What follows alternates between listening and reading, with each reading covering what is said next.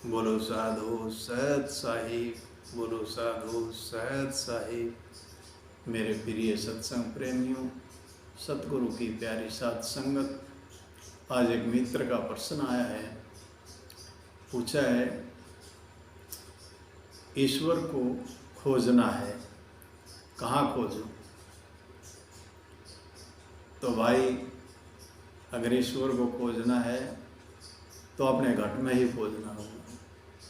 ईश्वर कहीं बाहर नहीं है।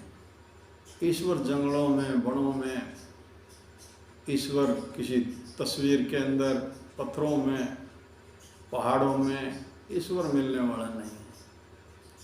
ये सब भ्रमना है। ईश्वर को खोजना है तो अपने अंदर ही खोजना होगा।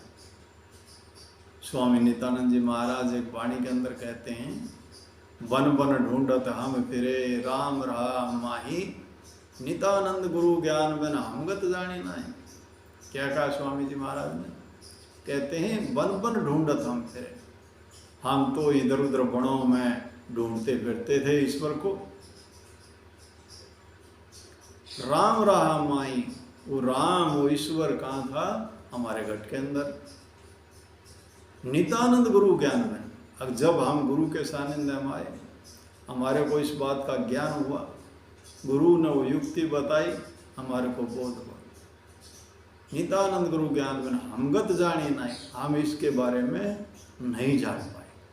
पहले भ्रमना थी, भटकना थी, इधर उधर खोजते थे। तो कैसे हमारे को पता लगा?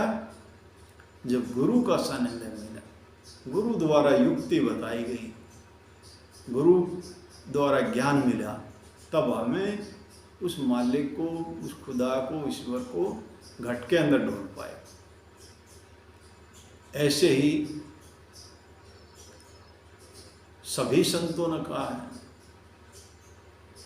घट में है सूझत नहीं, लानत ऐसी जिंद, तुलसी संसार को भयो मोतियो बिन। तुलसी साहब भी अपनी वाणी में कह रहे हैं, घट में है, घट में है इस शरीर में। घट कहते हैं इस शरीर को, घट में है सूझत नहीं, भला सूझता नहीं है।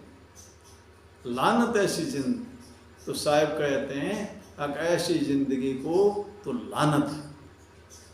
तुलसी संसार को, तुलसी साहब कहते हैं इस संसार को भयो मोतियो बिंद। अगर इनको तो मोतिया बिंद हो गया, ये अंधे हो रहे हैं। इन्होंने उसकी खोज ही नहीं है, ईश्वर की खोज ही नहीं है, स्वयं की खोज नहीं है। तो ये कहाँ? ये तो बाहर ढूंढते हैं, मंदिरों में जाते हैं, मस्जिद में जाते हैं, इधर उधर ढूंढते हैं। लेकिन ईश्वर तो घट में है, उसको बाहर ढूंढते रहते हैं, बाहर मिलने वाला नहीं है। मोह को कहाँ ढूंढे रे बंदे, मैं तो तेरे पास में, खोजी होए तो तुरंत मिल जाऊं, एक पल ही की तलाश में। तो क्या कह रहे हैं साहब?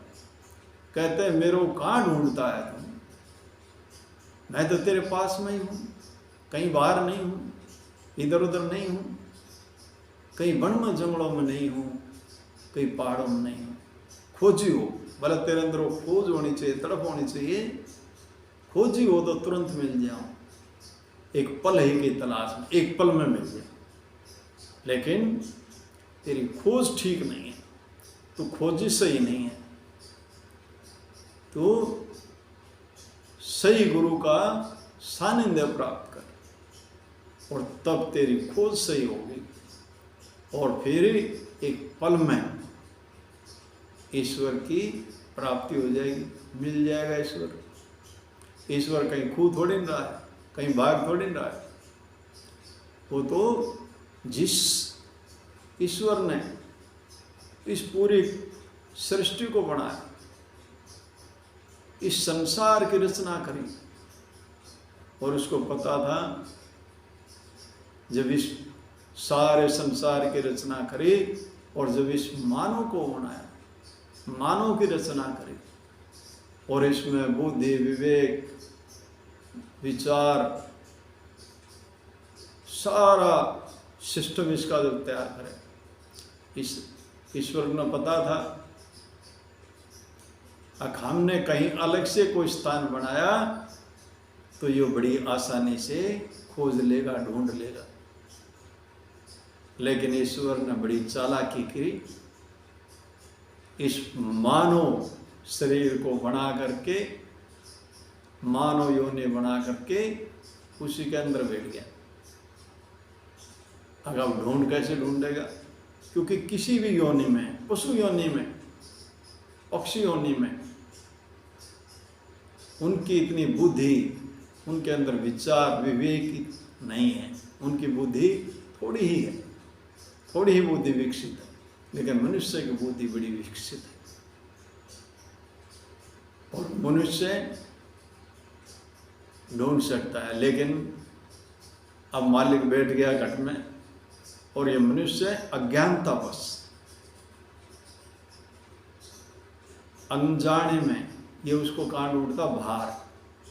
तो भार ईश्वर मिलने वाला नहीं है। अगर ईश्वर को खोजना है, ईश्वर को खोजना है तो अपने घट के अंदर खोज। तेरे घट के अंदर है, बाहर कहीं नहीं है। तो मित्रों, आज हमने इस विषय पर थोड़ी चर्चा करी, समझा इस बात को। इस बात को कितने ही लंबी खींच लें, कितना ही लंबा इस पर विस्तार करें, लेकिन असल बात एक ही है।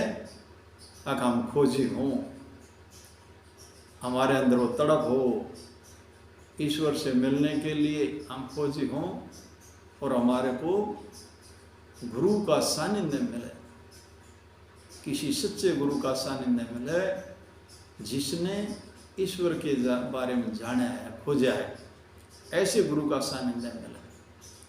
और जब ऐसे गुरु का सानिध्य मिलेगा तो ईश्वर मिल जाएगा, जरूर मिलेगा। आपकी जितनी भी भ्रमना है वो दूर होगी, आपका अज्ञान दूर होगा। बशर्ते एक ही है, ऐसे गुरु का सानिध्य प्राप्त कर, जिसने स्वयं ईश्वर को जाना है, और वो ही आपको जाना सकता है। साथियों, आज इस विषय पर थोड़ी ही चर्चा हुई, और इस बारे में आप सब ने समझा। सभी का बहुत बहुत धन्यवाद। इन्हीं शब्दों के साथ मैं अपनी वाणी को विराम देता हूँ। बोलो साधु सत साहिब, बोलो साधु सत साहिब।